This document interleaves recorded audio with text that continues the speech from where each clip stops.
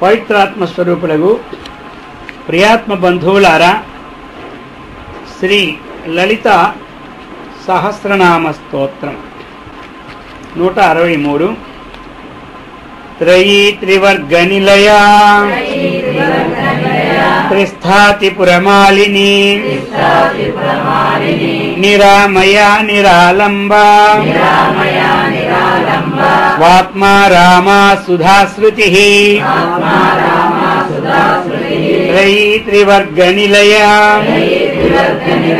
త్రిస్థాతి పురమాలిని నిరామయా నిరాలంబా స్వాత్మా రామా సుధాశ్రుతి. త్రయీ త్రయీ శబ్దం భగవద్గీతలో కూడా వచ్చింది. వేదత్రయీ, పరానంద, తత్వార్థ, జ్ఞానమయ్యేస. త్రయీ అంటే అర్థం ఏమిటి? ఏమొచ్చింది ఇక్కడ? త్రయీ అంటే వేదత్రయీ, అది వేదము 3 వేదాలని అర్థం. అందరికీ త్రయీ శబ్దం ఏం సూచిస్తుందంటే అక్కడ మనకి వేదమని ముందిచ్చే భగవద్గీతలో వేదత్రయీ, ఋగ్వేదము, యజుర్వేదము, సామవేదము. ఏమి ఈ 3 వేదముల యొక్క స్వరూపం ఎవరు అంటే అమ్మవారు. ఎందుకు అమ్మవారు వేదం స్వరూపమైంది? అక్షర సముద్భవం. బ్రహ్మ ఎక్కడి నుంచి వచ్చాడంటే ఏం చెప్పింది భగవద్గీత? అక్షర సముద్భవం అని చెప్పింది. కింద నుంచి వెళ్తే కర్మ బ్రహ్మోద్భవం విద్ధి బ్రహ్మాక్షర సముద్భవం. పైనుంచి కిందకు వస్తే అక్షర సముద్భవం బ్రహ్మ, బ్రహ్మ సముద్భవం కర్మ. అర్థమైందా? కాబట్టి కర్మ బ్రహ్మోద్భవం విద్ధి బ్రహ్మాక్షర సముద్రం. బ్రహ్మ విద్య వేదం. ఇక్కడ అక్షరాల నుంచి ఏది పుట్టిందో అది వేదం అన్నమాట. కాబట్టి ఆ వేదము అక్కడ బ్రహ్మ అని ప్రతిపాదకం. ఎందుకు? బ్రహ్మ భిన్నము కాబట్టి అది బ్రహ్మం పేరు పెట్టారు. భిన్నమైతే అక్కడ వేదానికి పెట్టి వేరే పేరు వచ్చును, బ్రహ్మని పేరు పెట్టే కుదరదు. అర్థమైందా? కాబట్టి వేదస్వరూపము బ్రహ్మస్వరూపం భిన్నము కాదు కాబట్టి అక్కడ వేదానికి ఏం పెట్టారు? బ్రహ్మ అని పేరు పెట్టారు. అందుచేత అమ్మవారి ఏ స్వరూపం అంటే వేదముల యొక్క స్వరూపమే. వేదములలో చెప్పింది మనం ఆచరిస్తే అమ్మవారిని ఆచరించినట్టు, వేదములలో చెప్పినది ఆచరించకపోతే ఏమి తిరస్కరించినట్టు. అర్థమైంది అందరికీ? తిరితే తిరస్కారం కాదు, ఆచరణ లేకపోతే తిరస్కారం. తిట్టేది ఏమి తిరస్కారం? ఏమంటారు? తిట్టితే తిరస్కారమా కాదు, చెప్పింది చేయకపోతేనే అది తిరస్కారం. అంతే కదా? నన్ను ధిక్కరిస్తున్నాడు అంటాడు. ఏమి ధిక్కరించేవాడు? చెప్పిన పని చేయడు, అంతే. ఏమి ధిక్కర? తిరస్కారం అంటే అదే. అందుచేత ఇప్పుడు అమ్మవారి యొక్క స్వరూపం ఏమిటి? త్రయీ. అర్థమైందా? అంటే వేదమయీ, సర్వశాస్త్రమయీ, ఈ విధంగా ఆ స్వరూపం. సరే, ఇంకా త్రివర్గ నిలయ. త్రివర్గ నిలయ, త్రివర్గ నిలయ, త్రివర్గం ఇచ్చారు ఇక్కడ. అక్కడ కూడా త్రివర్గం కోర్సే ఉంది. ఎక్కడ? హిరణ్యకశిపుడి యొక్క పట్టణంలో. హిరణ్యకశిపుడి పట్టణంలో ఏముందంటే త్రివర్గమే కోర్సు. అది నెక్స్ట్ కోర్సు అందులో లేదు. కాబట్టి ఆ సిలబస్ తీసి పారేసినాడు ఆయన. మొత్తం దాంట్లో డిలీట్ చేశాడు కంప్యూటర్లోనే. ఎవరు? హిరణ్యకశిపుడు. అందుకని ఏమిటాయి ఆ వర్గాలంటే మనకి 4 వర్గాలు. అయిందా? ఏం వర్గాలు మనం చెప్పిస్తా? బ్రాహ్మణ, క్షత్రియ, వైశ్య, శూద్ర, 4 వర్గాలు అంటాం. అది ఇక్కడ వర్గం అది కాదు. ధర్మార్థ కామ మోక్ష పురుషార్థ వర్గం. వర్గం అనగా సమూహము. అర్థమైందా? కాబట్టి త్రివర్గమైన త్రివర్గాలు అన్నమాట. అలాగనే వర్గము అంటే ఒక సమూహం కింద కూడా మనం తీసుకుంటాం. ఇక ఆ ప్రకారముగానే ఇక్కడ వర్గము అనేది మనకి ఒక్కొక్కటి విషయం అన్నమాట. ఆ వర్గం వేరు, ఈ వర్గం వేరు, ఈ వర్గం వేరు. మాకు ఆ వర్గానికి సంబంధం లేదంటారు, లేదా మన వాళ్ళు ఒక్కడుంటే వర్గం అంటాడా? అంటాడు. సమూహం ఉంటేనే వర్గం. అలాగని ఇక్కడ ధర్మముఖ వర్గం, అర్థముఖ వర్గం, కామముఖ వర్గం. అది త్రివర్గో ధర్మ కామార్థైహితి కోశః తస్య నిలయం స్థానం యస్యాం త్రిషు భూతాది కాలేషు అకార ఉకార మకారేషు ఆ స్థితి అస్యాం. వర్గం అంటే ఇంకా అది కూడా చెప్పుకోవచ్చు. అకార ఉకార మకారం అని ఒక వర్గం. అర్థమైందా? జయగ్ర స్వప్న సుషుప్తి లేతే భూత భవిష్యత్ వర్తమాన కాళేషుని ఒక వర్గం. అలాగనే ధర్మార్థ కామ మోక్షం ఒక వర్గం. కాబట్టి అమ్మవారు ధర్మంలోనూ ఉన్నారు, అర్థంలోనూ ఉన్నారు. అమ్మవారు ఉన్నారనుకుంటే అర్థం మనకి ఎంతవరకు కావాలో ఎంత ఉండాలో అని గుర్తుంటాయి. అది అన్నమాట అర్థం కాని కోరిక కూడా అలాగా. ఆ విధంగా వేదత్రయి స్వరూపురాలని మొట్టమొదటి చెప్పుకున్నాం. అలాగే ఇక్కడ వర్గ నిలయం అన్నమాట. ధర్మార్థ కామములకి ఏమిటి అమ్మవారు స్థానమైనటువంటిది. అలాగనే ఇంకొక మరొక అన్యంగా తీసుకుంటే అకార ఉకార మకారాలకు కూడా అమ్మవారు స్థానమైనటువంటిది. ఈ ప్రకారముల ఇన్ని మూడు చెప్తున్నారు. ఇప్పుడు మళ్ళీ 3 వస్తున్నాయి. త్రిస్థా త్రిస్థ త్రిహి స్థాస్యతి త్రిస్థా. కాబట్టి ఈ త్రిస్థ అనేది ఆ త్రివర్గం అనేది ఇంచుమించు కూడా ఒక్కలాగే ఉంటుంది. ఇక్కడ ఏమిటంటే ముఖ్యంగా త్రివర్గం అని అక్కడ పెట్టి ఇక్కడ త్రికాలం అని చూపెట్టారన్నమాట. 3 కాలముల్లో ఉంటుందని ఇక్కడ ప్రత్యేకంగా మనకి తీసుకొచ్చాడు. త్రిషు లోకాదిషు భేదేన తిష్టతి అని ఇంతకుముందు ఒకటి. ఇక్కడ మనకి త్రిస్థ అనేది ఏమిటి? త్రిషు లోకాదిషు అభేదేన. త్రిషు లోకాదిషు అభేదేన తిష్టతి వా తిష్టా తదుక్తం మార్కండేయ పురాణే. త్రయో లోకాః త్రయోః దేవాః త్రైవిద్యం పావకత్రయం అని ఈ ప్రకారంగా త్రీని ఏమి తీసుకొచ్చి 3 కాలములు ఎందు ఉంటున్నది. అది ఏమి స్థా అంటే ఏమిటి? ఉండడం. త్రీ అంటే అక్కడ 3 కాలాలని భాష్యకారులు తీసుకున్నారు.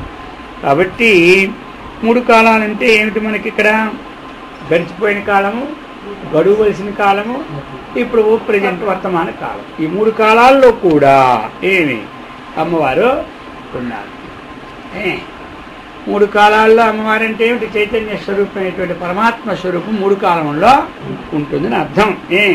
త్రిస్థా త్రివర్గ నిలయ త్రివర్గ నిలయ త్రిస్థా. ఈ విధంగా త్రిపురమాలిని ఇంకా చెప్తున్నారు. ఇక్కడ త్రిపురమాలిని అన్నమాట. త్రిపురాలు అంటే 3 అంతర్దశ అంతర్దశాః చక్రాభిమానిని దేవత త్రిపురమాలిని. అంతర్దశార చక్రాభిమానిని అన్నమాట. అమ్మవారు అంతర్దశార చక్రమునందు అభిమానిని దేవతకు త్రిపురమాలిని అని పేరు అని మనకి ఇచ్చున్నారు. అంటే ఇక్కడ ఏమిటి మరి? అంతః అంటే ఏమిటి? లోపట అని ఒకటనమాట. దశ అంటే స్థితి అన్నమాట. అర్థమైందా? దశ అంటే ఒక వ్యవస్థ, ఒక స్థితి, ఇవన్నీ ఉంటాయి. ఆ స్థితిని ఆ దశ. ఇప్పుడు నా దశ బాగోలేదు అంటారు, నా స్థితి బాగోలేదు. అదే దశ అంతర్దశ.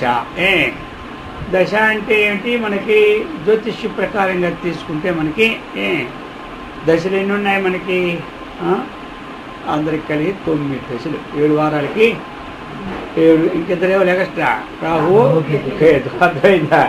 9 దశలు అన్నమాట. మళ్ళీ ఒక్కొక్క దశలో 9 అంతర్దశలు వస్తుంటాయి. ప్రతి దాంట్లో 9 వస్తూనే ఉంటాయన్నమాట. అలాంటి ఏమి అంతర్దశ చెప్తున్నారన్నమాట. త్రిపురమాలిని.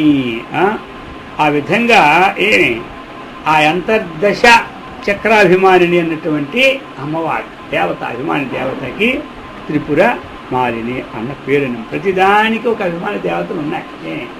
ఎన్ని మనకు లోకంలో ఉన్నాయో ఇంద్రియాలు, మనకి ఏదైతే జగత్తు నడుస్తూ ఉంటాయో అన్నిటికీ కూడా అభిమాని దేవత ఉంటుంది.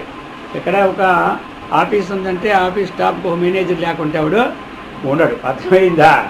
ఆ ప్రకారం ఒక్కరు పెట్టింది. ఒక గోలకానికి, ఒక ఇంద్రియానికి, ఒక్కొక్క సెట్టింగ్కి ఒక్కొక్కరు పెట్టారు అమ్మగారు. అది విశేషం. త్రిపురమాలిని. నిరామయ. అర్థమైందా? నిర్గత ఆమయ రోగాహ యస్యాహ. ఇది అన్నమాట.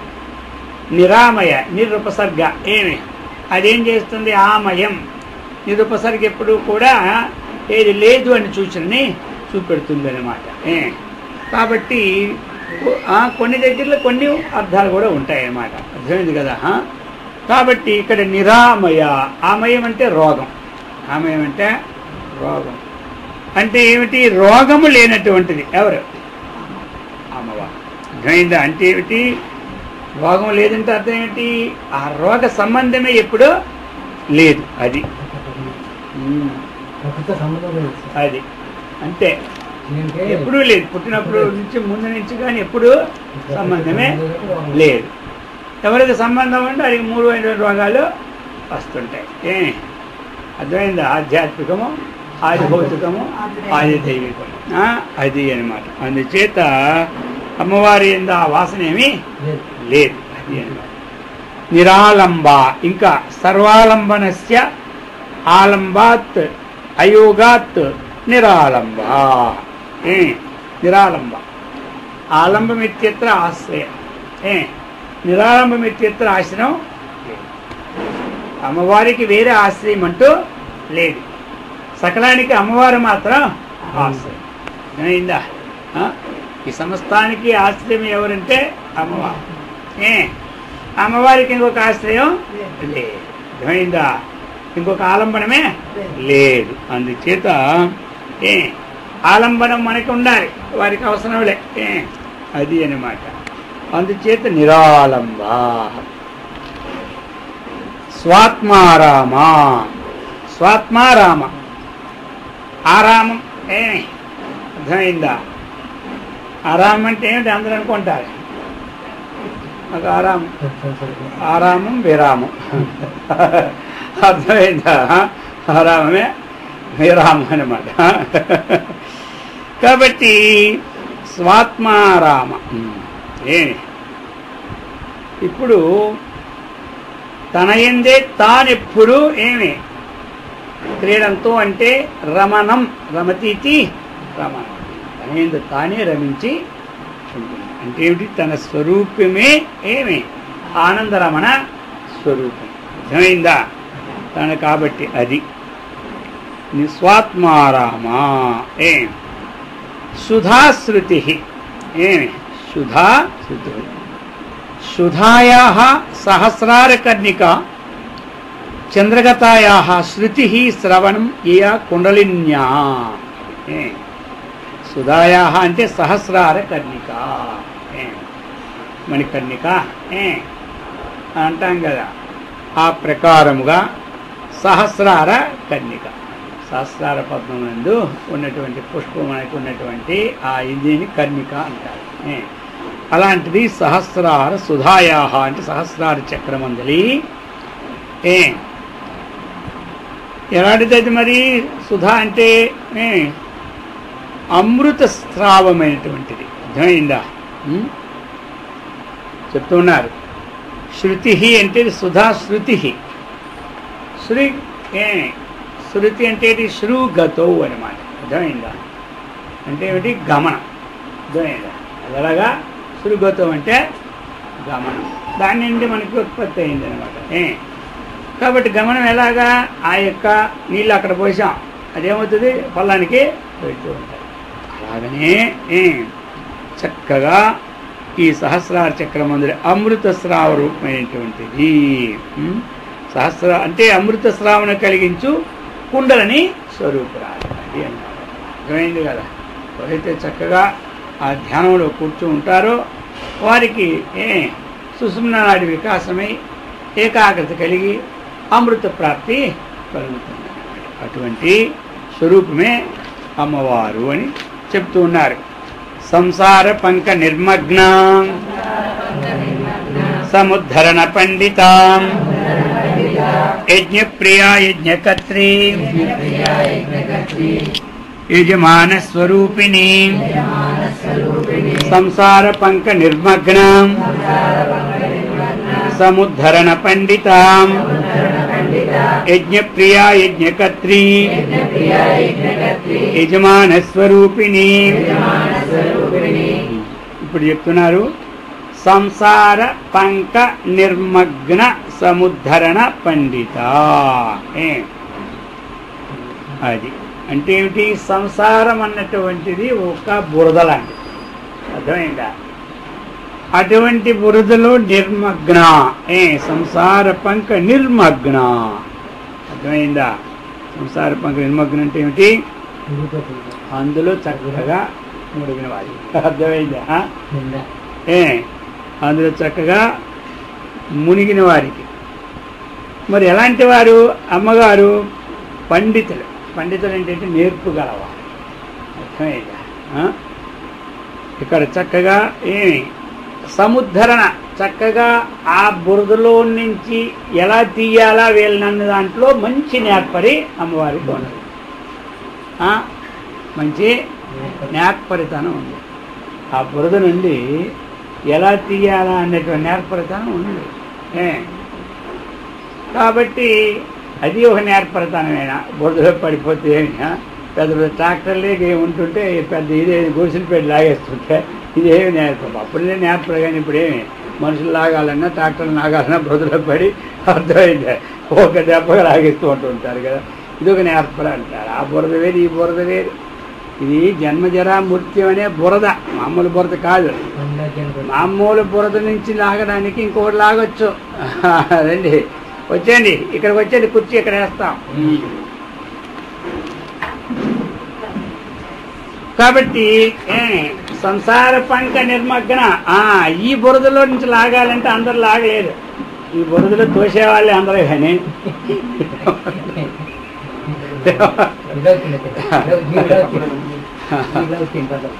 కాదు, ఈ బురదలో అందరూ వేసేవాళ్ళే, కానీ అర్థమైందా? ఈ బురదల్లో మరి ఈ బురదల నుంచి లాగాలంటే ఎవరికి అత్త అవుతా తెలుసా? కేవలము దైవానుగ్రహ హేతుకం. దైవానుగ్రహ కారణం లేకపోతే ఈ బురద నుంచి ఎవడో దాటలేదు. దీనివల్ల ఏది ఆ దైవానుగ్రహ పాత్రలు అయినారు అందరూ. అందుచేతే చక్కగా వాళ్ళందరూ తలిచిపోయారు. చక్కగా ఆ రామకృష్ణ పరమహంస గారు దేవిని ఆరాధించారు, నమ్మారు. ఏమంటారు? మన నమ్మకం తాత్కాలికం, అర్థమైందే. వాళ్ళ నమ్మకం శాశ్వతం.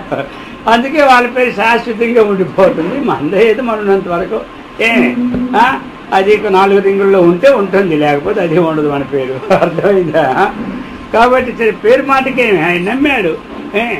అందుకే ఆయన బురద నుంచి అర్థమైందా? ఆయన దైవానుగ్రహానికి ఎవరు చక్కగా నీవే తప్ప తప్పరం వెలుగను అని అన్నాడు ఆయన. ఎవరు? ఆ యొక్క రామకృష్ణ పరమహంస. నీకు తప్ప నాకు అన్యేమీ తెలియదు. ఎట్లు ముంచినా నీవే, నీట్లు ముంచినా నీవే, పాలన ముంచినా నీవే. అర్థమైంది? ఎందులో ముంచినా మంచిదే, ఏది ముంచినా నాకు ఒక్కటే. ఎందులో ముంచినా పర్వాలేదు, వాళ్ళు మాత్రం మంచివి అని చెప్పి ఒక పేద దండాలు వేసుకొని ములితేమో ఉందే. నీళ్ళైతే కొంచెం గాలి వస్తుంది, కానీ పాలు చెక్క పడిపోయి ముక్కులో పోయి అసలే బోనప్రాణం పోతుంది, అర్థమైందా? అందుకని ఎందులో ముంచినా నాకు ఒక్కటే. ఇక నిండా ముందు సెలే ఉంది చెప్పేశాడు, అర్థమైందా? ఇక అమ్మవారు ఆలోచించింది, ఎప్పుడంటే నా భక్తులు ఎప్పుడు చెడిపోకూడదు, అర్థమైందా? నా భక్తులు ఎప్పుడు చెడిపోకూడదు. భగవంతుడు చెప్పాడు కదా, నా భక్తులు ఎప్పుడు చెడిపోకూడదు. అది అయితే ఏమిటి? పిచ్చి 2 రకాలు. విషయం పిచ్చే, దైవ ధ్యానం పిచ్చే. ఆయనకు ఆ పిచ్చి పట్టింది, అర్థమైందా? ఆ పిచ్చి పడితే మాత్రం మెంటల్ హాస్పిటల్కి తీసుకెళ్ళిన కుదరదు. ఈ పిచ్చికే పని చేస్తుంది కాస్త. ఆ పిచ్చిగా వాళ్ళు జడిసిపోతారు. ఇక ఎల్లప్పుడూ దేవుడిని ప్రార్థిస్తుంది. ఇంకేంటి, వీడికి ఏం పిచ్చి లేదు, వీడికి దైవ పిచ్చి కాబట్టి మందులు లేపోమంటారు. ఏమంటారు? మామూలు పిచ్చిలకే మందులు ఉంటాయి, దైవ పిచ్చికి అక్కడ మందులు ఉంటాయి. కాబట్టి ఇక అమ్మవారు అందుకు కరుణించి చక్కగా ఆ సంసార పంక నిర్మగ్న సముద్ధరణ పండిత. పండిత అంటే ఇక్కడ ఆత్మవిషయకు బుద్ధి ద్వారాగా అజ్ఞానం అనే బురద నుండి బయటికి లాగి పారేసింది. అందుకే పండిత శబ్దము ఇక్కడ ప్రయోగం. అందుకు సంసార పంక నిర్మగ్న ఉద్ధరణ పండిత. ఆ విధంగా మనం చక్కగా పూజ ధ్యానము, ఈ నామ విచారణ, ఎవరైతే చేస్తూ ఉంటారో వాళ్ళందరినీ పైకి తీసేస్తూ ఉంటారు. యజ్ఞప్రియా అది ఏమి యజ్ఞములంటే మహాప్రీతి ఎవరికి? అన్ని యజ్ఞాలు ప్రీతే, అర్థమైంది కదా. యజ్ఞం వై విష్ణు, ఏమి యజ్ఞ స్వరూపము విష్ణు స్వరూపం. విష్ణు అంటే ఎవరు? వ్యాపక స్వరూపం. ఎవరు ఎప్పుడు ఏ అవతార విశేషం ఇచ్చినప్పుడు చైతన్యం ఒక్కటే. ఏమి ఏమి ఆ అవతార భేదాత్ నానా రూపా. ఒకసారి స్త్రీ వేషం వేయవచ్చు మనం, ఒకసారి పురుషుడు వేషం వేయవచ్చు. వేస్తే మాత్రం మన పేరు మారుతుందా? ఆ పాత్ర వరకే పేరు ఉంటాయి, తర్వాత ఎల్లప్పుడు పేరు ఉంటుంది. మా మాట చెప్పండి. ఇప్పుడు మీ పేరు ఏం పేరు? చంద్రరావు. అది ఇప్పుడు మీరు వేశారు. ఏమిటి వేశారు? బ్రహ్మాన్ హరిశ్చంద్రుడు డ్రామాలో హరిశ్చంద్రుడు వేషం వేశారు. ఇప్పుడు వేస్తే అప్పుడు వరకు ఆ పేరు ఉంటుంది, తర్వాత ఉంటుందా? ఉండదు. కాబట్టి ఆ వేషం వేసినప్పుడు మీరు చేసిన నటనకి ఏం చేస్తారు సార్? ప్రజలు ముగ్ధులైపోయి మీ అద్భుతమైనటువంటి ఫోటో ఒకటి తీసుకుంటారు. ఆ ఫోటోని అక్కడ పెట్టుకుంటారు. చూసారా? అర్థమైందా లేదా? ఫోటో మీదైనా, ఆ హరిశ్చంద్రుడి ఫోటో మీదైనా, కానీ ఆ ఆకార విశేషం ఫోటో అది కాదు.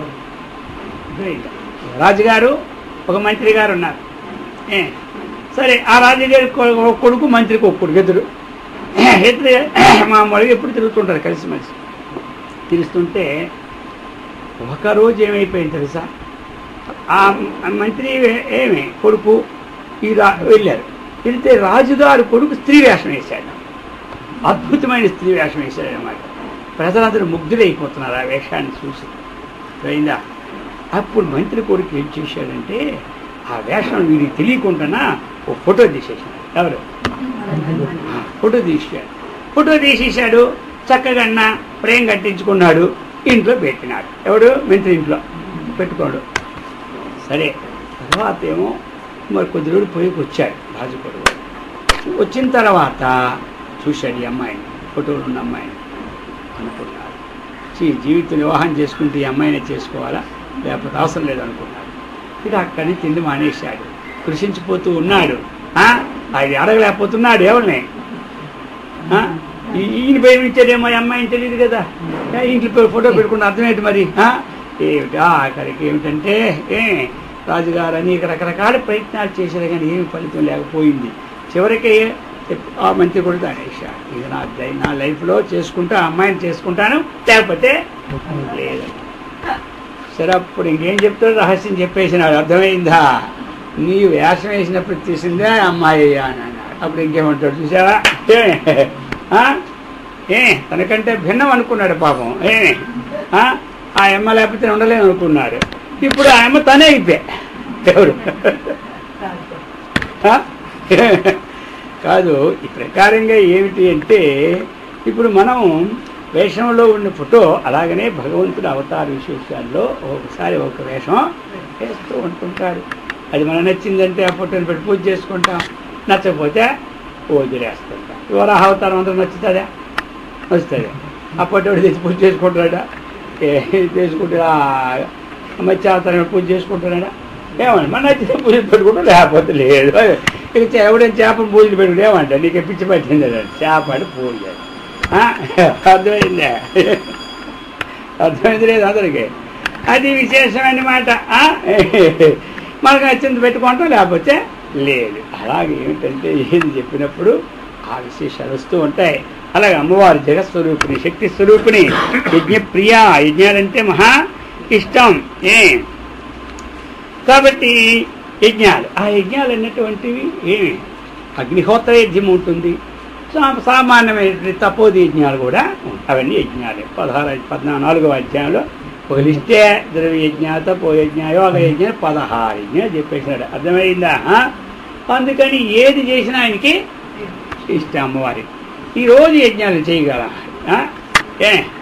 రోజు యజ్ఞాలు చేయగలరా? ఇంకెప్పుడు 2 రోజులు వస్తే లెక్క పెడుతూనే ఉంటారు కొంతమంది.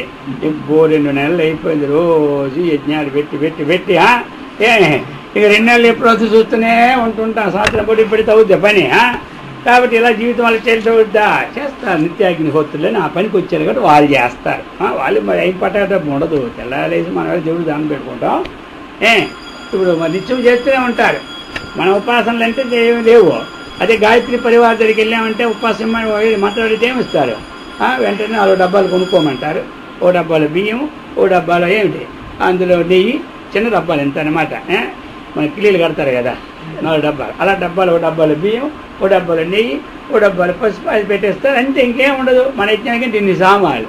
తెల్లారికి ఎంత ఎనపది పెట్టుకుంటారు, రోజు చేస్తూనే ఉంటుంది. అర్థమైందా? అది రోజు చేసిన వాడికి మరి విశేషంగా చెప్పు. ఎప్పుడో చేసి ఉపవాసం ఉంటే వాడికి కష్టం, కానీ రోజు ఉంటే పడుతున్నడికి ఉపవాసం ఏంటి? ఇంకా ఆ ప్రకారంగా మీరు ఏది చేయండి, యజ్ఞమే. మీరు చక్కగా స్వాధ్యాయం చేయండి, యజ్ఞమే. మేము యజ్ఞం చేయలేదు అనుకోకుండా రోజు అప్పుడప్పుడు విశేషాలప్పుడు చేస్తాం కదా, రోజు ఎంతకని చేస్తాం మనం మాత్రం. కాబట్టి అది మాకు యజ్ఞం లేదు అని అనుకుంటారా? మీరు చక్కగా ఇది నామపారాయణ చేయండి. అమ్మవారు లలితా సహస్రం రోజు మీరు యజ్ఞం చేసినట్టే. విష్ణు సహస్రం చేయండి, రోజు యజ్ఞం చేసినట్టే. శివశాసనం చేయండి, రోజు యజ్ఞం చేసినట్టు. ఇదేమి యజ్ఞం అట, ఏదో అక్కడ ఇది లేదు, పండ్లు లేదు, పూర్ణాహుతి మూటలు, ఇదే యజ్ఞం అంటారు. లేదు, స్వాధ్యాయ జ్ఞాన యజ్ఞాశ్చ. మీరు ఇంకేమీ లేదు, రోజు ఈ సత్సంగం వినండి. ఇది మహాయజ్ఞం, అన్నిటికన్నా గొప్ప యజ్ఞాల కన్నా దీనికి ఎక్కువ ఫలితం. అది అన్నమాట. జప యజ్ఞానం జప యజ్ఞేశ్వరుడు. మీరు చక్కగా జపం చేసుకోండి, పైసా ఖర్చు లేదు. రండి. కాబట్టి పైసా ఖర్చు మనకి లేదు. పైసా ఖర్చు లేనిది యజ్ఞం అంటే ఎవరికి ఇష్టపడదు. నా డబ్బులు ఖర్చు అయితేనే యజ్ఞం అంటే ఇష్టపడుతుంది. అర్థమైందా? సరే, మొత్తం మీద శక్తి కొలది మనకి యజ్ఞాలు ఉన్నాయి. అందుకని యజ్ఞో వై విష్ణు, అటువంటి యజ్ఞం అన్నటువంటిది ప్రియం కలిగిన అమ్మవారు. తర్వాత యజ్ఞకర్త్రి. యజ్ఞకర్త్రి మళ్ళీ యజ్ఞాన్ని కూడా చేయునది. బ్రహ్మాత్మనం బ్రహ్మవే. తినేవాడు బ్రహ్మే, వడ్డించేవాడు బ్రహ్మే. అర్థమైందా?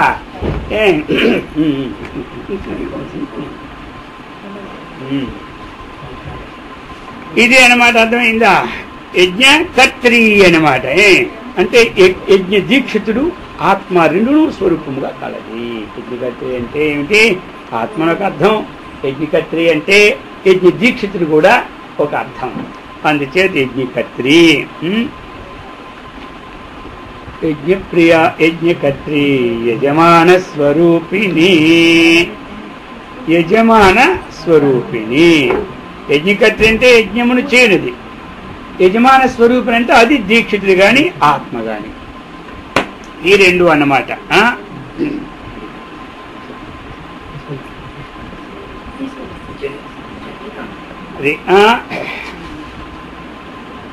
యజమాన స్వరూపిణి.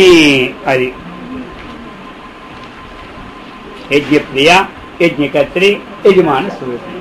యజ్ఞము చేయించేవాడు, దానికి ఉన్నటువంటి యజమాని, దాని యొక్క స్వరూపం అంతా బ్రహ్మ స్వరూపం, అమ్మవారి యొక్క స్వరూపం.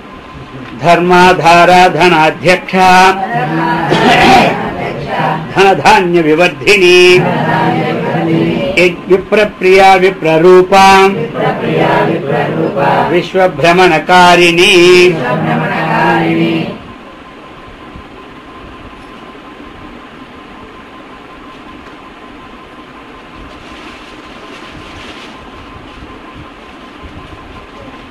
చదవండి ఆ శ్లోకం ఇంకోసారి.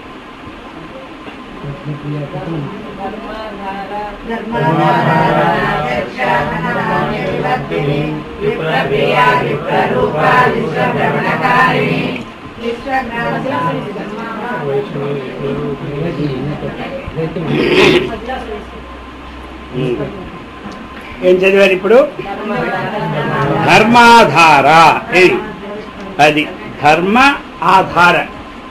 ధర్మస్య ఆధార ధర్మాధార. ఇక్కడ తత్తద్దేశేషు శిష్య పరంపరయా యత వేద విరుద్ధాః క్రియాః ధర్మపదవాచ్యాః తథా చ సంవత్త స్మృతి దేశే దేశీయః ఆచారః పారంపర్య క్రమాగతః ఆమ్నాయైః అవిరుద్ధశ్చ స ధర్మః. కాబట్టి ధర్మానికి ఆధారమైనటువంటిది ఎవరు అంటే అమ్మవారు. ఆధారం ధర్మానికి అన్నమాట. ఆధారం అయినప్పుడు ఇక్కడ ధర్మం వేరు, ఆధారం వేరు, రెండు అర్థాలు వస్తాయి. ఏమంటారు? ధర్మానికి ఆధారము. నాకు ఆధారం వీరే అంటాను. అప్పుడేమైంది? ఆధారం ఆయన ఏడు, ఇక నేను భిన్నమైన. అర్థమైందా? ఇప్పుడు మనం కూర్చోడానికి ఆధారం ఏమిటి? ఆకాశంలో ఉన్నామా, మేఘాల మీద ఉన్నామా? అది భూమి, అది కదా ఆధారం. భూమి అన్నమాట. ఇప్పుడు భూమి ఆధారం అయింది, మనం ఆధేయమైన. భిన్న భిన్నంగా ఇక్కడ ఏమిటి మరి ఆధారం అన్నటువంటిది? మనకి భిన్న భిన్నం, కానీ ఆ ధర్మం అనే పదానివే పరమాత్మ స్వరూపం. అక్కడ ఆధారాధేయ భావాల్లో అభేదమే కానీ భేదమో లేదు. కాబట్టి ధర్మమే పరమాత్మ స్వరూపము. అది అయితే మరి ఆ పరమాత్మ స్వరూపమే సగుణ సాకారంగా లోకానికి వచ్చేటప్పుడు ఒక వేద విహిత కర్మానుష్ఠానాన్ని పెట్టారు. ఆ పెట్టడం ఎక్కడి నుంచి వచ్చింది అంటే పరమాత్మ నుంచి వేదం పుట్టింది. కాబట్టి ఈ వేదానికి ఆధారం ఏమిటి? పరమాత్మ. మనం అనుష్ఠించడానికి ఆధారం ఏమిటి అంటే అది. అందుకని ధర్మాధార. అయితే మరి ధర్మాధారాలు ఏమిటి అంటే అనేక రకరకాలు. ఒక్కొక్క ఊర్లో ఒక్కొక్క ధర్మం. అర్థమైందా? ఏ ధర్మమైనా వేద విరుద్ధం కంటే భిన్నంగా ఉన్న ఆచారాలు పర్వాలేదు, కానీ అవి వేద విరుద్ధమైన ఆచారాలు అయితే మాత్రం అవి అధర్మమే. ఒక్కొక్క దేశంలో ఒక్కొక్క ఆచారం ఉంటుంటాయి, ఒక్కొక్క దేశంలో ఒకటి ఉంటుంటాయి. మనకి పాము చూస్తే భయమే, పాములే తిని పారేస్తారు వాళ్ళైన. వాళ్ళకి అది ధర్మం. ఏమి ధర్మం?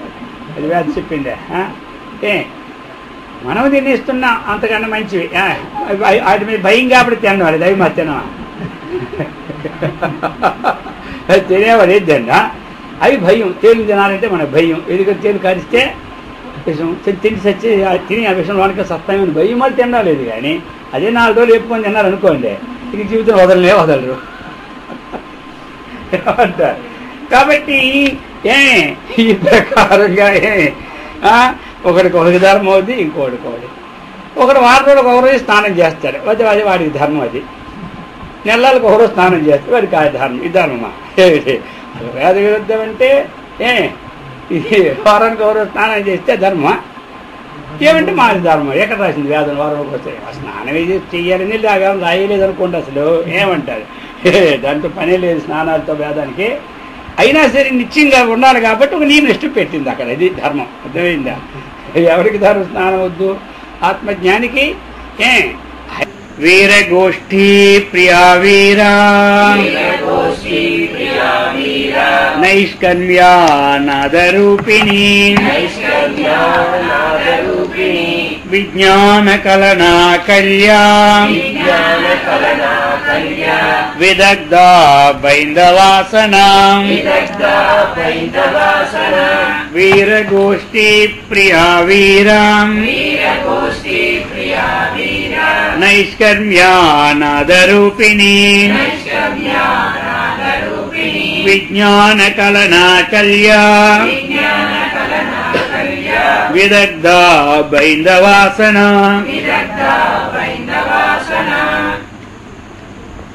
అమ్మవారి విశేషాలు, సగుణ సాకారాలు, నిరోక్త నిరాకారాలు అన్ని వరుసగా అవి ఇవి మిక్స్ అయ్యి అన్నీ వస్తూ ఉన్నాయి.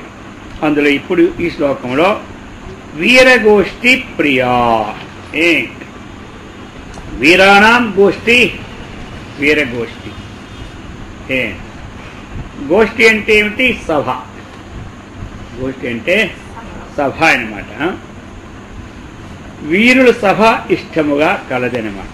అర్థమైందా? అమ్మవారు వీరుల యొక్క సభ చాలా ఇష్టమైంది. ఎందుకు? వీరుడు ఎప్పుడు వెనకం చేయడు, వీరుడే వెనకం చేస్తాడు. వీరుడు ఎందులో కూడా ముందునే ఉంటాడు. అది యుద్ధంలోకి వెళ్ళినా వీరుడు ముందుగా ఉంటాడు. ఒక ఆధ్యాత్మిక మార్గంలోకి వచ్చినా వీరుడు మాత్రం ముందులోనే ఉంటాడు. సింహం లాంటి వాడు. సింహం ముందు అడుగు వేస్తే మళ్ళీ వెనక్కి చచ్చినా రాకపోదు. సింహం ముందు వెళ్తే నువ్వు కర్ర పట్టుకున్నావు అనుకోండి, ఏమి జరదు. దానికి ఒకటే భగవద్గీత పట్టింది. దానికి హతవా ప్రాప్సే స్వర్గం చిత్వావా మోక్షసే మహిమ. అర్థమైందా? సస్తే స్వర్గం, కొంటే రాజ్యం అనేది. మరి కుక్కలన్నీ కర్ర పట్టుకుంటే వెంటనే అక్కడి నుంచి ఇటు తిరిగిపోతాయి. ముందుకు పోనే ఓ అది అలా కాదు, అటువంటి వారు కానిటువంటి ఇటువంటి వీరుల యొక్క సభ ఏమి అంటే చాలా ఇష్టమైనటువంటిది ఎవరికి. అలాగనే వీరుల సల్లాపం కూడా అమ్మవారికి చాలా ఇష్టమైనటువంటి వాళ్ళు ఆడుకునే సంయక్రియల ఆలాపాల మాటలు ఉన్నాయో అవన్నీ చక్కగా ఇష్టమైన మాట. అది అలాగనే వీరా అది స్వయమపి వీర్యవతి, స్వయమపి వీర్యవతి అన్నమాట. అంచేత వీరా అంటే ఏమిటి, ఒక సామర్థ్యం కలరా. వీరులు గోష్ఠి అంటే అమ్మకు ఇష్టం అని చెప్పారు మొదటిసారి. ఇప్పుడు తానే కూడా ఏమి వీరా వీర్యవతి అన్నమాట పోయింది కదా. ఈ విధంగా వీర్యవతి అంటే ఏమిటి, సామర్థ్యాతిశయము కలది. సామర్థ్యం అనేది చక్కగా ఎవ్వరు దేవేంద్ర బ్రహ్మేంద్ర ఉపేంద్రాది బ్రహ్మ కానీ విష్ణువు కానీ ఈశ్వరుడు కానీ ఉపేంద్రుడు కానీ చంద్రుడు కానీ చేయలేని పనులన్నీ కూడా అమ్మగారు చేసి పెడతాదనమాట. అందుచేత వీర స్వయంగా సామర్థ్యవంతురాలు. నైష్కర్మ్యా నైష్కర్మ్యా ఇక్కడ ఏమిటి మరి నైష్కర్మ్యం అంటే నిష్కామ కర్మ యొక్క భావమే నైష్కర్మ్యం. ఫలాకాంక్ష లేకుండా మనం ఏదైనా పని చేస్తే దాన్ని ఏమంటాం నిష్కామం అంటారు. అర్థమైందా? ఆ భావములు ఎల్లప్పుడూ ఉంటే దాని పేరు నైష్కర్మ్యం అంటారు. అయితే ఇక్కడ ఏమిటి అమ్మవారికి ఏమిటి నైష్కర్మ్యము, ఆవిడేం పలాపక్ష లేకుండా పనులు చేసేదేమి పనులే ఉంటాయి అంటే ఇక్కడ వేదోక్త కర్మలన్నీ మనకు ఉన్నాయి. వేదం అనేకమైన కర్మలు మనకి చెప్పిన ఉన్నాయి. ఆ కర్మల సంబంధం ఆ కర్మలన్నీ ఎవరిలో ఉన్నాయి, వేదోక్త కర్మ ఎవరు చెప్పారు, అమ్మవారే చెప్పినారు. వేదాన్ని ఇచ్చిన వారు ఎవరు, అమ్మవారే. కాబట్టి ఆ వేదంలో ఉన్న కర్మలన్నీ ఎవరికి సంబంధమా, మనకేం సంబంధం లేదు అవన్నీ. కానీ ఆ కర్మలన్నీ కలిగి ఉన్నా ఆ కర్మతో సంబంధం మాత్రం లేకుండా ఉంటుంది. అది నిష్కర్మ్యం. ఆ అమ్మక చుట్టూ కర్మలు ఉంటాయి కానీ ఆ కర్మలతో సంబంధం అది. కర్మని కర్మల సంచయమే వేదం. ఈ పని ఇలా ఈ పని చెప్పరు కదా, కర్మ అంటే అదే కదా. ఆ సంచయం వేదం. కాబట్టి వేదం ఎక్కడి నుంచి వచ్చింది, అమ్మవారి నుంచి వచ్చింది. అటువంటిది వచ్చినా ఆ కర్మలు ఏ సంబంధం లేదు కాబట్టి నైష్కర్మ్య. అలాగనే కర్మలకు సంబంధం లేకుండా మనం ఉండలేము. ఏమంటారు, కర్మలతో సంబంధం మనకి ఉండాలి. కర్మే లేకపోతే ఇంకేమిటా, ఇక ఎవరికి ఏమీ తోచదు. ఇంట్లో కూర్చుంటే ఏం తోస్తుంది. అందుకని ఎవరి కర్మ మీద వాడు పోయాడా గొడవ లేకుండా ఉంటాయి. కాబట్టి ఇక ఆ కర్మలు చెయ్యాలి మనం. కానీ ఆ ఫలానికి మనం సంబంధం లేకుండా ఉంటే మనం అందరం నైష్కర్మ్యులమే. అదేనమాట. ఈ విధంగా నైష్కర్మ్య నాదరూపిణి. నాదరూపిణి నాద ప్రణవ. నాదం అంటే ఏమిటి, ప్రణవ్. అది ప్రణవ శిర స్థిత తద్రూప తదుక్తమభియుక్తై ఆనందలక్షణం అనాహతనామ్ని దేశే. కాబట్టి నాదరూపిణి అంటే కేవల నాదస్వరూపురాలు. ఆ ప్రణవనాద స్వరూపనమాట. అంటే ప్రణవము కంటే ఏమిటంటే ఆ ఊర్ధ్వభాగమునందు ఇక్కడ మనకి ప్రణవము కంటే ఆ ఊర్ధ్వభాగమునందు నాదం పుట్టింది. అర్థమైందా? అది కాబట్టి పరమాత్మ నుండి నామాత్మక జగత్తు పుట్టినప్పుడు ప్రణవము కంటే ఊర్ధ్వభావం ఏం పుట్టింది, నాదం. అయితే ఇక్కడ పరమాత్మ నుండి నామాత్మక జగత్తు పుట్టినప్పుడు అన్నిటికంటే ముందుగా కేవల నాదం పుట్టింది. అన్నిటికంటే ముందు కేవలం నాదం పుట్టింది, తరువాత ప్రణవం పుట్టింది. అది అది పరమాత్మ నుంచి మొట్టమొదటి నాదమని, నాదం నుండి ప్రణవమని ఈ పరంపర తీసుకున్నారు. తరువాత వేదాలన్నీ కలిగినవి. తర్వాత ఏమైంది, వేద అక్షర సముద్భవాం అని అన్నారు కదా మనకి. ఎందులో భగవద్గీతలో అక్షర సముద్భవం, అక్షరం నుంచి బ్రహ్మ పుట్టినదని. అది కాబట్టి ఈ ప్రకారముగా తర్వాత వేదాలన్నీ కలిగినవి కావున దాని ప్రణవము కంటే ముందు పుట్టుటే దాని శిరస్సునందు పెద్ద చెప్పి ప్రణవము కంటే ముందు పుట్టడమే శిరస్సునందు ఉండడం అని చెప్పినారు. కాబట్టి ఈ విషయమును ఓ దేవి ఆనంద స్వరూపము అనాహత చక్రముందు నాదరూపముగా పరిణమించినది. ఏదైతే నీ ఆనంద స్వరూపం ఉన్నదో ఆ ఆనంద స్వరూపం ఏమిటంటే అనాహతమైనటువంటి హృదయాకాశ చక్రమునందు అది ఒక నాదరూపముగా పరిణమించినది. కొందరు ధన్యాత్ములు అంటే కొందరు శుద్ధాంతకరులు వారు కర్మ చేసి ఫలాన్ని భగవంతుని అర్పించి సంకల్ప సిద్ధి కలిగిన వారు. ఏమి సంకల్పం అంటే శుద్ధాంతకరణ సంకల్ప సిద్ధి, శుద్ధాంతకరణం కలిగిన వారు. అటువంటి ధన్యాత్ములు ఏమిటి? తమ మనస్సు అంతర్ముఖం చేసుకుని ఆ మనస్సుతో నాదాన్ని పొందుతున్నారు వారు. అయిందా? అందుకే కొంతమంది చక్కగా ధ్యానాదులు చేసేటప్పుడు ధ్వని వస్తూ ఉంటుంటాయి. అది దాని ఎందుకు కొంతమంది సంలగ్నం చేసి ఏకాగ్రతని పొందుతూ ఉంటారు. నాద బిందు కళాతీతం దశనాద భేద వినోదకం. ఈ నాదాలు 10 రకాలు. ఆ 10 రకాల నాదాలు కూడా కన్నా అతీతమైనటువంటిదే అమ్మవారు.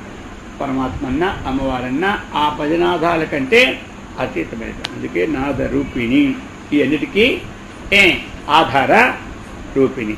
విజ్ఞాన కలన, విజ్ఞాన కలన అర్థమైందా? విజ్ఞానస్య అంటే ఏంటి? బ్రహ్మ సాక్షాత్కారస్య. కలన అంటే స్వాత్మ సాక్షాత్కారం. తన యొక్క విజ్ఞాన కలన అంటే తన స్వరూపాన్ని ప్రత్యక్షం చేసుకున్నటువంటి దానినే విజ్ఞాన కలన అంటారనమాట. అంటే బ్రహ్మ సాక్షాత్కారము కలిగినది అని అర్థం. సాక్షాత్కారం కలిగినది అని మనకు చెప్పడానికి ఆ బ్రహ్మస్వరూపమే అమ్మగారు. అర్థమైందా? ఇక్కడ శ్రీలింగంలో కాబట్టి ఆ విధంగా బ్రహ్మ సాక్షాత్కారము అంటే ఏంటి? బ్రహ్మస్వరూపమే అమ్మగారు. విజ్ఞాన కలన అని మనకిచ్చున్నారు. అంటే ఆత్మ సాక్షాత్కారం యొక్క స్వరూపమే విజ్ఞాన కలన. అంటే ఆత్మ సాక్షాత్కారం యొక్క స్వరూపం చెప్పడానికి ఇక్కడ దాని యొక్క స్వరూపం ఇంకేముంటుంది? ఆత్మ యొక్క స్వరూపము ఇంకేం ఉండదు. ఆత్మని నేను తెలుసుకున్నాను ఇలా ఉందని చెప్తే స్వరూపం. స్వరూపం అంటే ఏమిటి? అది ఇప్పుడు పరమాత్మ స్వరూపము లక్షణం ఏమిటంటే సత్యము, జ్ఞానము, అనంతము అని చెప్పుకోవడం. అంటే మన బుద్ధికి ఈ విధంగా ఉంటున్నది అని తెలుసుకోవడానికే కానీ స్వరూపము లేదు, తటస్థము లేదు. అది అనమాట.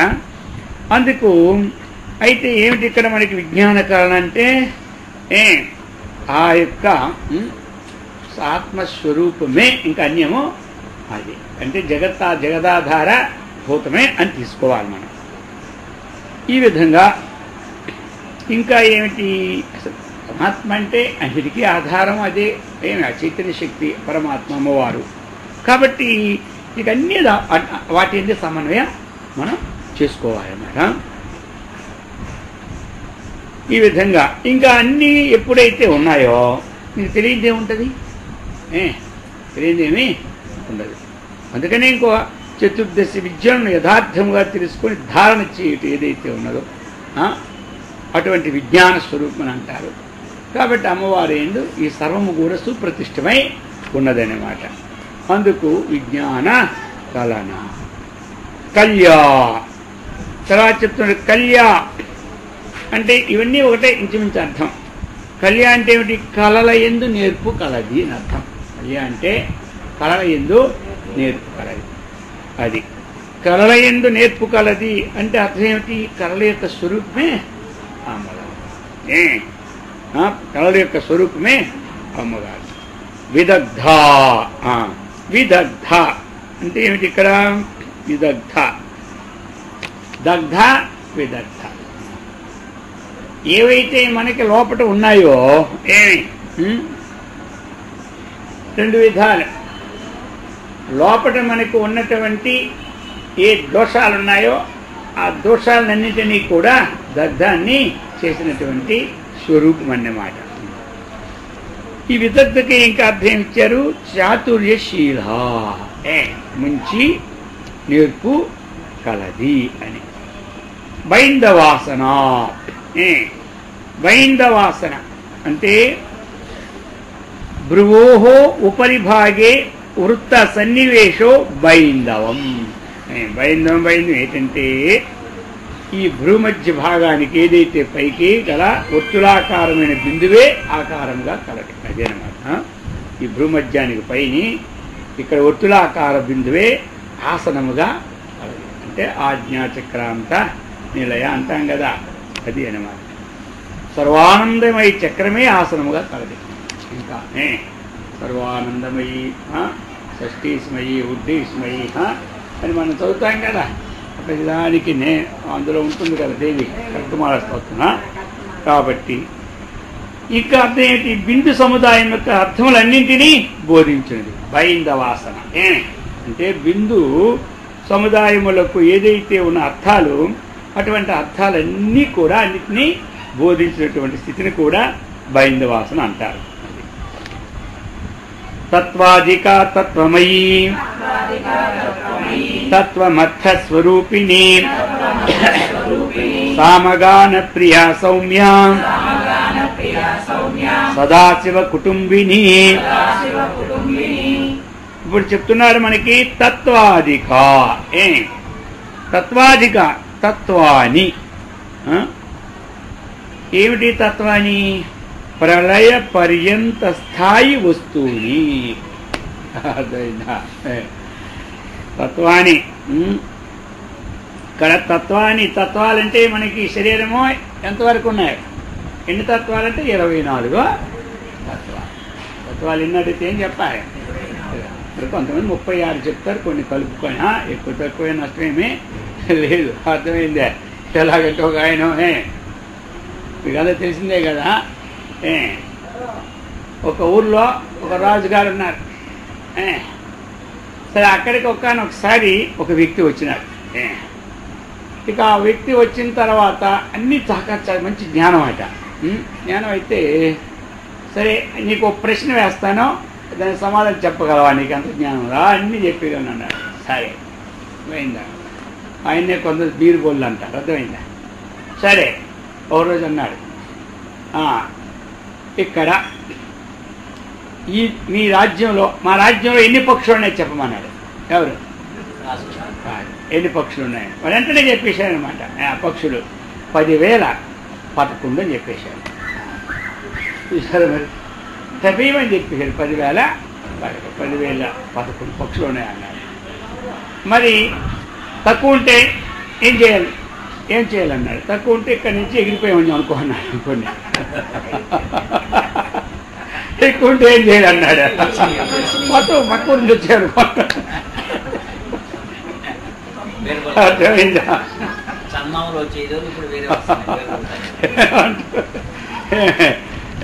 ప్రకారంగా ఏ తత్వాలండి ఎక్కువైన తక్కువైన మనకు నష్టమేమీ లేదు. కాబట్టి తత్వాలంటే ఏమిటి? మనకి తత్వాన్ని అంటే ఆ ప్రళయ పర్యంత స్థాయి వస్తుంది. ఇవి ఎంతవరకు ఉంటాయి ఈ తత్వాలు అంటే మనకి ప్రళయ పర్యంత ముందటి వస్తువులకు తత్వాలని పేరు. అర్థమైందా? అవి 36 పంచమహాభూతములని ఇక్కడ కూడా ఇచ్చున్నారు. ఈ 36లో ఏమిటి? తన్మాత్రలు 5, శబ్దస్పర్శ రూప రసగంధాలు, జ్ఞానేంద్రియాలు 5. ఇవన్నీ మీకు అలవాటు అయిపోయినాయి. ఏమి జ్ఞానేంద్రియాలు, కర్మేంద్రియాలు చెప్పి ఇంకెందుకు? కర్మేంద్రియాలు 5, త్వగాది సప్త ధాతువులు 7. అర్థమైందా? ఇక అవేంటి ధాతువులు అంటే? త్వగాది అంటే త్వక్కు, మాంసము, రక్తము, మేధస్సు, మజ్జ, స్నాయు, అస్థి, ఈ 7 సప్తధాతువులు. ఇక ప్రాణాది వాయువులు 5. అవి తెలిసిన అందరికీ రోజు దేవుడు చూస్తూనే ఉంటారు. ప్రాణాయ స్వహ, అపానాయ స్వహ, విహానాయ సహోదాయ సమాయ చెప్పి ఆ సంగతులు తెలిసిపోయింది. ఇంకే ఇక మాయ, శుద్ధ విద్య, మహేశ్వరుడు, ఇవన్నీ కలిసి 36 తత్వములు. అయితే మరి ఈ తత్వాధిక అమ్మవారు ఈ తత్వముల కంటే అధిక. ఎందుకంటే ఈ తత్వాలని ప్రళయకాల పర్యంత స్థాయి అని భాష్యకారులు మొదలు చెప్పేసినారు. ఇవన్నీ అంతవరకే ఉంటాయి, ఇవన్నీ తర్వాత ఉండవు, అందులోనే లీనమవుతాయి. కాబట్టి వాటికంటే అధికమైనటువంటి స్థితి అమ్మవారు. ఇక తత్వమయి, తత్వమయి ఇంచుమించు తత్వాధిక తత్వమయి, ఆ తత్వములతో నిండినటువంటిది అమ్మవారు అన్నమాట. తత్వములతో చక్కగా నిండిపోయినటువంటిది, తత్వ ప్రచురమైనది. మనకు తెలియాలంటే ఈ తత్వాలతో కూడిన శరీరం ద్వారా కానీ ఈ తత్వాలన్నిటికీ సాక్షిగా ఉన్నటువంటి ఒక చైతన్యము, ఒక పరమాత్మ చైతన్యం, ఒక అమ్మవారు ఉంటున్నదని మనకి తెలుస్తుంది అన్నమాట. మరి ఈ శరీరంలో ఈ తత్వాలతో ఈ యొక్క విషయాలు లేకపోతే మనకేం తెలుస్తుంది? అందుచేత తత్వమయి స్వరూపమే అమ్మవారు. అలాగనే తత్వముల ద్వారా మనకి శరీరము ద్వారా ప్రచురితము అవుతున్నది అన్నమాట. అది తత్వయం చిన్మయం. తత్వం అంటే చిన్మయ స్వరూపమే. ఈ విధంగా తత్వాధిక తత్వమయి, తత్వం అర్ధస్వరూపిణి. తత్వం అర్ధస్వరూపిణి అర్థమైందా? మహావాక్యస్థయో తత్పద త్వం పదయో అర్ధో శివజీవ స్వరూపం ఆస్యా. తత్తు త్వము అర్ధస్వరూపిణి అనమాట. అర్థం అంటే సగం, అర్థం అంటే ప్రయోజనం. తత్వత్వములో ఉన్నటువంటి యథార్థం ద్వారాగా ఏది ప్రకటితమవుతుందో ఆ స్వరూపమే అమ్మవారు. అంటే ఇక్కడ ఏమిటి? తత్వం అర్థ స్వరూపిణి అంటే తత్వం పదముల అర్థమే స్వరూపముగా కలది. ఇదేమిటి మరి తత్వం? ఇది ఇక్కడ తత్తు, రెండవది ఏమిటి? త్వము. అర్థమైందా? ఒకటి తత్తు, రెండవది త్వము. తెలుగులో ఏమిటి తత్తు త్వం అంటే? తత్తు అంటే అది, సంస్కృత పదం తత్తు. తెలుగులో ఏమిటి? త్వము అంటే నీవు. ఎదురుగా మనం పిలుస్తాం నీవు అని. మనం ఇప్పుడే ఆ సంస్కృతిని ఏమన్నా నీవంటే త్వం. త్వం కరోషి, నీవు చేస్తూ ఉన్నావు. త్వం ఖాదసి, నీవు తింటూ ఉన్నావు. త్వం గచ్చసి, నీవు వెళుతున్నావు. ఇవన్నీ నీవు అని పదానికి ఏం వాడతారు? త్వం వాడతారు. నీవు కానీ మీరు కానీ. ఈ విధంగా తత్ అంటే అది, త్వం అంటే నీవు, అది నీవు అన్నటువంటి ఏ భావం అయితే ఉన్నదో ఆ భావస్వరూపమే ఎవరు? అమ్మవారు. అందుచేత అది నీవు అని చెప్పినారన్నమాట. అది నీవంటే అంతటా ఆధారభూతమైన ఏ వస్తువు ఉందో అదే నీవు. నేను ఎవరిని అడుగుతారు కొంతమంది, నువ్వు అదేనయ్యా చెబుతారు. వేయిందా గురువుగారి దగ్గరికి వెళ్ళి శిష్యుడు నేను ఎవరిని అంటారు, నువ్వు అదే అంటాడు. మరి మీరెవరు అంటారు శిష్యుడు? నేను అదే అంటాడు ఆయన. శిష్యుడిని ఇప్పుడు గురువుగారు అడిగారు ఎవరమంటే శిష్యుడు గురువుగారిని అడిగారు నేను ఎవరినని, నువ్వు అదే అని చెప్పేసినాడు. అయితే తమరెవరు? మరి నేను అదే. నువ్వు నేను ఒకటే అంటాడు. అర్థం. అయితే గురువుగారి దగ్గర శిష్యుడు ఎప్పుడు ద్వైతంగానే ఉండాలని, అద్వైతం ఉండకూడదు. గురువు సాహుదే. అందుకని నేను అదే. కాబట్టి అది. కానీ యథార్థం ఏమిటి? అదే. యథార్థం ఏమిటి? అదే. ఆ తత్వాన్ని మనం ఏదైతే మనకి అక్కడ సిద్ధాంతం లక్షణావృత్తి ద్వారా భేదం ఉన్నటువంటి తొలగించి అభేదం ఉన్నదాన్ని ఐక్యం చేసి సిద్ధించింది ఏదో అదే తత్వం. అది జీవత్వ గుణాలు, ఈశ్వరత్వ గుణాలు ఇవన్నీ తీసిన తర్వాత ఉన్న చైతన్యం ఏదో అదే నీవు, నీవే. అది చెప్పినటువంటి ఏ స్వరూపం ఉందో అటువంటి స్వరూపమే అమ్మవారు. తత్వార్థ స్వరూపం అంటే జీవేశ్వర స్వరూపురాలు అని అర్థమైన మాట. సామగాన ప్రియ అయిందా? సామగాన ప్రియ, సామగానమందు ఇష్టము కలది. అర్థమైందా? సామగాన ప్రియ. ఎందుకు? వేదానాం సామవేదో అస్మి. వేదంలో సామవేదాన్నే నేను అన్నాడు ఎవరు? కృష్ణ పరమాత్మ.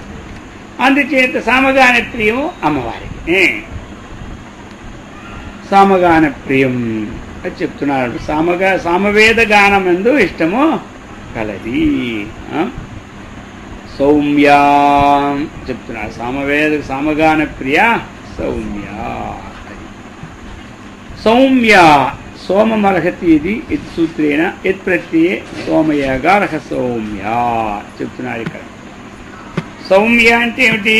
ఇక్కడ దీని అర్థం సోమయాగం. సోమయాగం ద్వారాగా చక్కగా ఏమి ఆరాధింపదగినది. అందులో సోమయాగం అని ఒక యాగం అన్నమాట. సోమ శబ్దానికి సోమయోగం అని అర్థం అన్నమాట. ఆ సోమమునికి అర్హమైనది అని అర్థం. భగవద్గీతలో మనం చదువుతాం కదా, విభాగం పటమానస్తు గంగా స్నాన ఫలం లభేదు షడంసం జపమానస్తు స్వామి. అర్థమైందా? అది అనమాట కదా. ఎక్కడొక్కడ మనకు వస్తే గుర్తుపెట్టుకోవాలి అర్థం వచ్చినప్పుడు దాని సంబంధం. ఆ జెండర్ గుర్తుపెట్టుకోవాలి. ఇప్పుడు మనకు ఒక ఇంట్లో ఒకరు తిట్టారనుకోండి, వాళ్ళ పక్కన ఎవరు తిట్టారన్నీ గుర్తుంటాయి. ఆయన తిట్టారు అలా దానికి సంబంధం ఎక్కడెక్కడ తిట్టారు గుర్తు తెచ్చుకుంటాం లేదా? అదంతా వర్గం. అలాగనే ఇక్కడ కూడా మనం ఎక్కడెక్కడ ఏవో ముక్కలు ఉంటాయో ఆ ముక్కలు మనం తెచ్చుకుంటూ ఉండాలి. స్వామియోగం, స్వామశబ్దానికి స్వామియోగం అని అర్థమైన మాటే. ఈ విధంగా సోమ. ఇంకొక అర్థం కూడా ఇది, అసలు అర్థం ఇదే కానీ ఇక్కడ ఇంకో అర్థం కూడా కొంచెం ఆ యొక్క వ్యాకరణాన్ని బట్టి విడదీశారన్నమాట అని. ఇక్కడ సోమశబ్దము కంటే అర్హార్థమందు సోమమర్హతి ఎత్తు అని సూత్రం చేత ఎత్ ప్రత్యయం చేయగా సౌమ్య అవును. లేదా చెప్తున్నారు సా ప్లస్ ఉమా. ఈ మధ్యలో ఏమొచ్చింది అంటే గుణసంధి వచ్చింది. సా ప్లస్ ఉమా గుణసంధి వచ్చింది. గుణసంధి వచ్చి ఏమైంది? సోమ. సోమ అయిపోలేదా? సా ప్లస్ సోమ. అది సోమ. సా ఉమా. ఇక్కడ సా ఉమా అంటే సోమ అంటే ఇక్కడ ఏమొచ్చింది? రెండు వచ్చినాయి. పార్వతితో కూడినటువంటి శివుడు అర్థము వచ్చింది. అంటే శివుడు శరీరావయములు కలది అని. అందుకని పార్వతీ పరమేశ్వర స్వరూపం కనుక ఒకరిని ప్రాధాన్యముగా వర్ణించినప్పుడు రెండవ వారు అవయభూతులు అవుతారు. కాబట్టి ఇప్పుడు ఇక్కడ పార్వతీ వర్ణన ప్రస్తావం ఒకటిచ్చే శివుడు అవయభూతుడయ్యాను. ఒకరిని మనం వర్ణించామనుకోండి, వర్ణించేటప్పుడు ఇద్దరికీ ఆ చైతన్యం అంటే ఎట్లా? అందుకు అవయవాల స్వరూపం శివుని తీసుకొని చైతన్య శక్తిని అమ్మవారు తీసుకున్నారు. ఈ అర్థమందు స్వామి శబ్దము కంటే అవయవార్థమందు అది మయేచ్చని ప్రత్యయం వచ్చి సౌమ్య. ఆ స్వామిలో సౌమ్య అనేటువంటిది కూడా ఒక పాఠాంతరం ఉందన్నమాట. సౌమ్య అని కొంతమంది అని, సౌమ్య అని సౌమ్య సోనియా గాంధీలో సో అనమాట. అది సౌమ్య అనమాట. అర్థమైందా? కాబట్టి ఈ రెండు పదాలు సౌమ్య అని పాఠం ఉంది, సౌమ్య అని పాఠం ఉంది. మరి ఇక రెండుకి భేదం చేయలేదు కాబట్టి ఆయమ్మను ఉదాహరణ తీసుకోవడం అయినా సౌమ్య సౌమ్య. సామగాన ప్రియ సౌమ్య సదాశివ కుటుంబిని. సదాశివ కుటుంబిని అది అన్నమాట. అర్థమైందా? సదాశివుని యొక్క భార్య అని అర్థం కుటుంబిని అంటే. ఈ విధంగా సవ్యాపసవ్య మార్గస్థాం సర్వాపద్వి నివారిణి. సవ్యాపసవ్య మార్గస్థాం సర్వాపద్వి నివారిణి. స్వస్థా స్వభావ మధురాం ధీరా